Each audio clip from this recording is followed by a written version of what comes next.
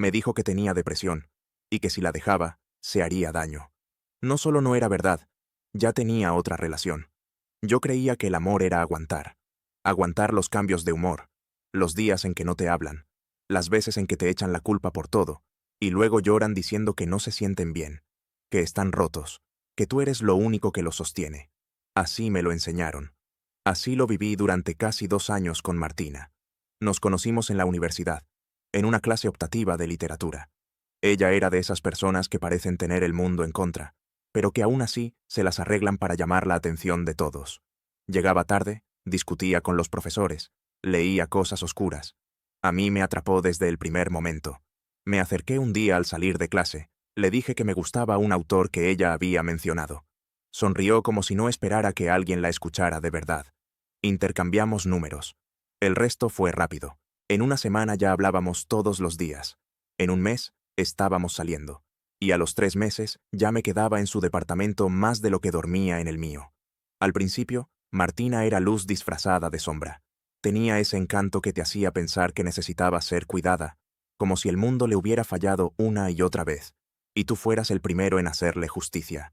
Me contaba cosas tristes de su pasado, con pausas largas entre frase y frase, como si estuviera decidiendo si confiar en mí o no.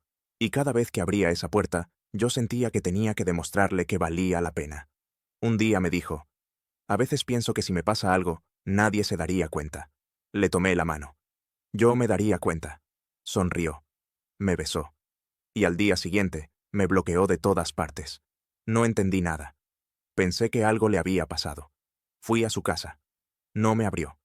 Le dejé mensajes, correos. Nada. 3 días después, volvió a escribirme. Perdón, no estoy bien. A veces me encierro. No es contra ti. Es contra mí misma. Y yo, que ya me había acostumbrado a caminar sobre cristales, le dije que estaba bien, que entendía, que no tenía que explicarme nada. Ahí empezó el ciclo. Martina tenía días buenos, incluso maravillosos. Me despertaba con besos, me escribía cartas, me hablaba del futuro. Pero también tenía momentos en los que desaparecía. Se encerraba. Lloraba sin motivo. Me decía que no valía la pena. Y si alguna vez insinuaba que tal vez deberíamos tomar un descanso, se ponía pálida.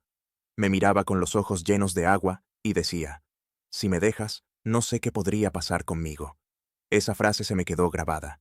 No porque fuera amenaza, al menos no al principio, sino porque parecía auténtica, dolorosa, como si realmente estuviera al borde de un precipicio y yo fuera lo único que la sostenía.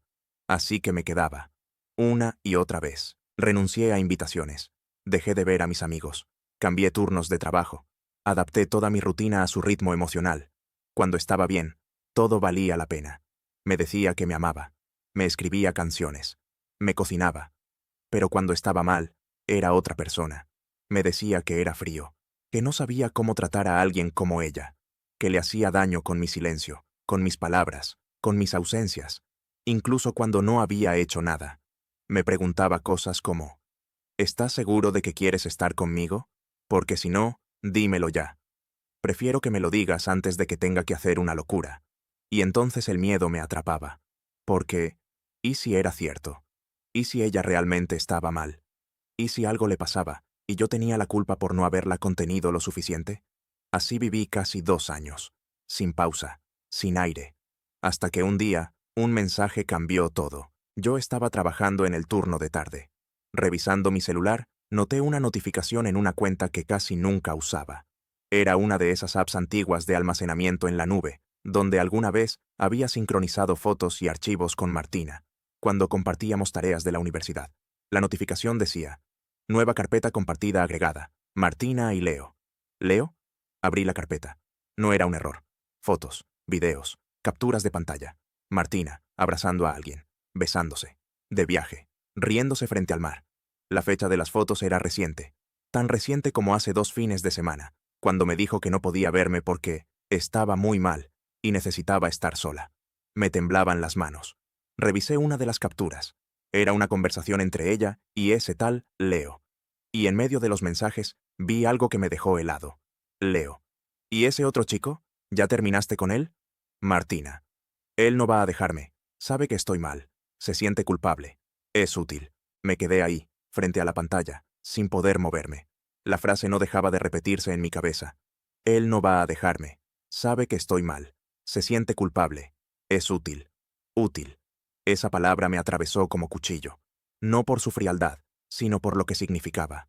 Durante casi 2 años, yo había vivido con la convicción de que estaba sosteniendo a alguien frágil, que mi presencia era su soporte, su única tabla de salvación. Pero para ella, yo era solo útil. No dormí esa noche. Revisé cada foto, cada mensaje. Algunos eran recientes, otros más antiguos, pero todos pintaban un panorama que me resultaba imposible de ignorar. Leo no era nuevo. No era alguien que apareció hace una semana. Llevaban meses viéndose. Viajaban juntos. Planeaban cosas. Reían en playas que yo no conocía, en fechas que yo recordaba con angustia, porque ella me decía que no podía salir de la cama. Y yo, preparando sopa, comprándole libros, buscando psicólogos. Todo el edificio de cuidado que había levantado con tanto esfuerzo se derrumbó. Pasé los días siguientes como un fantasma. No le escribí. No dije nada. No por falta de ganas, sino porque necesitaba entender cómo alguien puede fingir tanto, durante tanto tiempo, y dormir tranquilo por las noches. Una semana después, me escribió. Hola, ¿estás bien? Hace días que no sé de ti. Me preocupa tu silencio. Tuve que leer el mensaje 2 veces para creerlo. Me pedía explicaciones. Ella. Como si yo fuera el que se había alejado sin motivo. Como si no supiera lo que estaba haciendo en paralelo. Decidí responder. Estoy bien, solo necesitaba un poco de espacio. Ella contestó al instante. ¿Espacio de mí? No respondí. Y al minuto, otro mensaje llegó. ¿Hice algo? Tuve que respirar hondo para no explotar. Esas eran las palabras que yo solía usar cuando me sentía confundido por su distancia. Y ahora las lanzaba de vuelta como si todo fuera un juego de espejos rotos. Finalmente, le escribí. ¿Quién es Leo? Tardó más de lo habitual en responder. Casi 20 minutos. Lo sé porque miraba la pantalla cada 2 segundos, esperando los 3 puntos del chat. Hasta que llegó. No es lo que parece. Me reí. Me reí con esa tristeza que ya no se puede disimular, porque si algo era, era exactamente lo que parecía. Entonces explícame, le puse. ¿Qué es? Y su respuesta fue una joya del cinismo. Leo es solo alguien que me escucha, que me cuida. No hay nada serio. Me cuidaba. ¿Él? Me limité a responder. Ya no tienes que fingir. Vi todo. No me escribió más ese día, ni al siguiente. Pero el tercero, recibí un audio. Su voz estaba entrecortada. Sonaba como si estuviera llorando. No sé cómo te enteraste, pero yo no soy una mala persona. Solo estoy rota. Nunca quise hacerte daño. Solo necesitaba sentirme bien un momento. Tú eres demasiado bueno para mí. Y a veces, eso asusta. Apagué el teléfono. Ese audio me hizo más daño que todo lo demás. Porque durante casi 2 años, yo había sido su refugio, su sostén. Y cuando ella decidió traicionar eso, usó mi bondad como excusa. Me convirtió en culpable por haber sido bueno. Como si mi único error hubiera sido querer cuidarla más de lo que se merecía. Pasaron varios días. No la bloqueé, pero tampoco le respondí. Y ella, como si nada hubiera pasado, volvió a escribirme con mensajes suaves, pequeños, como para tantear el terreno. ¿Puedo llamarte? Estuve pensando en ti. Te extraño. Y luego, el clásico. ¿Podemos hablar? Por favor. No estoy bien. Esa última línea me paralizó. Volví al punto inicial. A esa idea de que si no le respondía, algo podía pasarle. Que si la ignoraba, tal vez se haría daño. Porque eso me lo había repetido tantas veces, en tantas variantes, que se había grabado en mí como un reflejo automático. Pero esta vez, algo dentro de mí se detuvo. Ya no era el mismo. Ya no era el chico que corría cada vez que ella decía estar rota. Esta vez, entendí que no estaba mal tener compasión, pero que hay una línea muy delgada entre la compasión y el chantaje. Y ella la había cruzado hace mucho. Durante días ignoré sus mensajes. Uno tras otro, aparecían en mi pantalla como si nada hubiera pasado. No respondí. Hasta que una noche, mientras regresaba del trabajo, recibí uno distinto. No decía hola ni te extraño. Solo 4 palabras que me hicieron detenerme en seco. No quiero seguir viva. Mi corazón se aceleró. Las manos me temblaban. Me senté en una banca de la calle sin saber qué hacer. Porque aunque sabía todo lo que había hecho, parte de mí aún se preocupaba. Llevaba tanto tiempo creyendo que yo era su única red, que la sola idea de no contestar me llenaba de culpa. Y lo peor era que ella lo sabía. Sabía exactamente qué decir para hacerme volver. Y por un instante, lo logró. La llamé. Me contestó al segundo. ¿Estás bien? Pregunté, sin saludar. Se echó a llorar. No, no estoy bien. No puedo más. Me siento sola. Tú eras lo único real que tenía, y me odias. Me quedé en silencio. Ya no sentía enojo, solo una tristeza profunda, como si estuviera viendo una escena repetida de una obra donde ya conocía el final.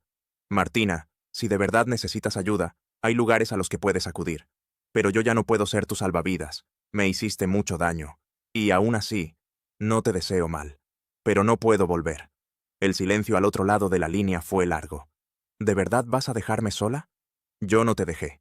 Tú tomaste decisiones. Yo solo me alejé cuando entendí que no era amor, era manipulación. Ella empezó a gritar, a llorar más fuerte, a decirme que yo la estaba condenando, que no sabía lo que era sentirse vacía. Pero esta vez no me quebré. Martina, necesito que no me escribas más. No quiero bloquearte, pero si insistes, lo haré. Te deseo paz. Pero no puedo seguir cargando con algo que no me corresponde. Y colgué. Sentí una mezcla rara de cosas. Alivio, culpa, tristeza, pero también dignidad. Por primera vez en mucho tiempo, me elegí a mí. Los días siguientes fueron silenciosos. Ni un solo mensaje, ni llamadas, nada. Hasta que, una semana después, un amigo en común me escribió. Oye, ¿sabías que Martina está publicando indirectas sobre ti en redes? No lo había visto. Me había alejado de todo. Pero al entrar, ahí estaban. Publicaciones donde hablaba de personas frías, de amores egoístas, de quienes te abandonan cuando más los necesitas. Incluso una historia con una canción triste y la frase, algunos solo están cuando brillas, no cuando sangras. No me etiquetaba, pero sabía que era para mí. Y muchos también lo sabían. Algunos me escribieron en privado. Otros simplemente se quedaron mirando en silencio, sin saber qué creer. Y fue en ese momento que entendí algo. No todos los manipuladores gritan. Algunos lloran, se victimizan, se esconden detrás del papel de heridos para no asumir que también hacen daño. Yo nunca la expuse, nunca publiqué su traición, ni las fotos, ni los mensajes. Pero ella sí quería hacerme ver como el malo, el que abandonó, el que no aguantó. Lo curioso es que no me dolía su juicio. Lo que dolía era haber compartido tanto con alguien que era capaz de tergiversarlo todo. Poco a poco, empecé a reconstruirme. Volví a salir con mis amigos. Retomé pasatiempos que había dejado. Empecé terapia, no porque estuviera roto, sino porque necesitaba entender por qué había permitido tanto. Mi terapeuta me dijo algo que se me quedó grabado. A veces, cuando nos dan un papel en la infancia, el de salvador, cuidador, mediador, lo repetimos en nuestras relaciones. Pero eso no es amor. Es carga emocional disfrazada de compromiso. Y tenía razón. Yo había confundido amar con cargar, cuidar con anularme, querer con sufrir. Un día, semanas después, vi que Martina había eliminado todas las publicaciones, incluso su cuenta. Ya no aparecía en ningún lado. No supe si fue decisión propia, si alguien le pidió que parara, o si simplemente se cansó. Y aunque la curiosidad me picaba, no quise saber más. Había cruzado una línea que ya no me correspondía. Mi historia con ella terminó ese día en que colgué la llamada. Todo lo demás fueron ecos. Pasaron los meses y todo empezó a calmarse, al menos por fuera. Yo había vuelto a dormir sin sobresaltos. Ya no revisaba el celular con miedo. No saltaba al escuchar una notificación. No escribía y borraba mensajes que sabía que nunca iba a enviar. La paz se sentía rara. Era una calma nueva. No era alegría total, ni olvido, ni perdón inmediato. Era una paz como esas heridas que cicatrizan mal al principio, pero que con el tiempo ya no arden cuando las rozas. Algunos amigos aún me preguntaban por Martina. Otros simplemente se alejaron. Supongo que nunca supieron de qué lado ponerse, o quizás no querían quedar en medio. Y lo entendí. No se puede exigir lealtad en historias que nadie presenció completas. Un día, en una reunión, una amiga en común me dijo algo que me quedó dando vueltas. ¿Sabes qué es lo que más me sorprendió de todo eso? Que nadie nunca pensó que tú también estabas mal. Todos creían que tú eras el fuerte, el que siempre aguantaba. Le sonreí, pero por dentro sentí un nudo en la garganta. Porque sí, yo también estuve mal. Me sentí manipulado, usado, aislado. Pero como nunca exploté, como no hice escándalo, como no Rompí cosas. Nadie lo vio. Y eso pasa mucho. A los que callan les toca cargar con el doble de dolor. Porque no solo sufren, también tienen que explicar por qué lo hicieron en silencio.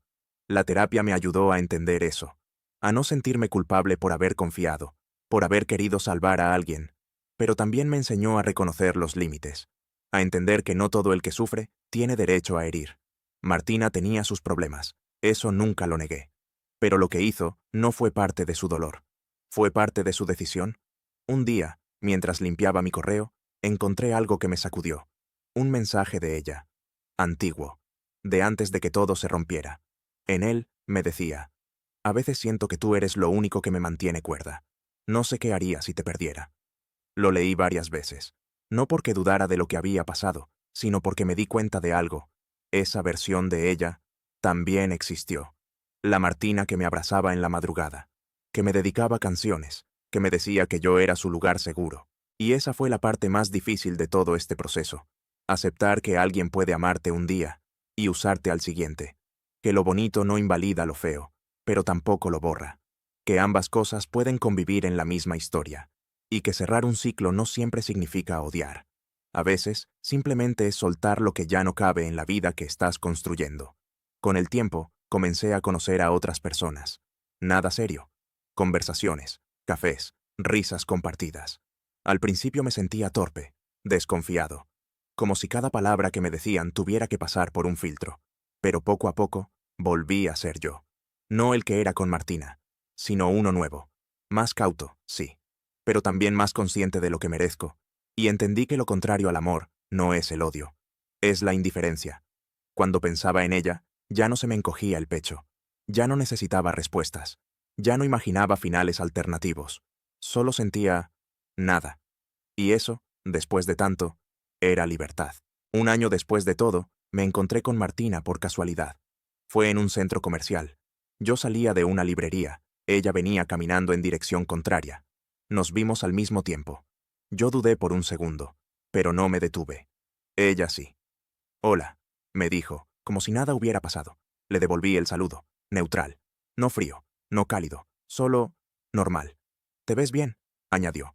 No supe si lo decía de verdad o si era una de esas frases vacías que se dicen para rellenar silencios. Aún así, respondí. Gracias. Me preguntó si podía hablar conmigo 2 minutos. Acepté. No porque lo necesitara, sino porque ya no tenía nada que temer. No había heridas abiertas, solo curiosidad tranquila. Nos sentamos en una banca, al lado de una fuente. El lugar era ruidoso, pero entre nosotros había silencio. Quería pedirte perdón, dijo bajando la mirada. No por todo, porque sé que hay cosas que ni yo entiendo, pero sí por haberte usado, por no haberte cuidado como tú me cuidaste. No dije nada. La escuché. En ese momento sentía que el mundo se me caía, pero ahora entiendo que me caía a mí sola. Y tú solo estabas ahí, intentando sostener algo que yo ya había decidido romper. Hubo una pausa larga. No espero que me creas, solo quería que lo supieras. Me quedé pensando. Había ensayado ese momento muchas veces en mi cabeza. Imaginaba que si ella llegaba a pedirme perdón, yo iba a sentir algo. Enojo, tristeza, revancha. Pero no. Solo sentí paz. Gracias por decirlo, respondí. No guardo rencor, de verdad, pero tampoco te idealizo. Éramos 2 personas con heridas diferentes. Y tú elegiste escupir las tuyas sobre las mías. Asintió. No dijo más. Nos despedimos con un apretón de manos. Y mientras se alejaba, supe que ese era el final real. No el que se grita, no el que duele, sino el que se siente como cerrar un libro que ya no te obsesiona. Esa noche, abrí mi blog de notas. No para escribirle, sino para escribirme. Anoté algo que la terapeuta me había dicho, y que ahora, más que nunca, tenía sentido. No tienes que salvar a quien no quiere ser rescatado, y mucho menos, hundirte tú para que flote el otro. Meses después conocí a alguien nuevo, con otro ritmo, otra historia, otra forma de amar. Esta vez no me lancé al vacío, caminé con calma, sin promesas urgentes, sin culpas heredadas, y entendí que el amor no es dolor disfrazado de apego, no es miedo a perder, ni sacrificio silencioso. El amor, cuando es sano, no se grita, no chantajea, no amenaza con desaparecer si no lo sostienes. El amor de verdad se queda. Y cuando lo encuentras, ya no necesitas excusas para ser feliz.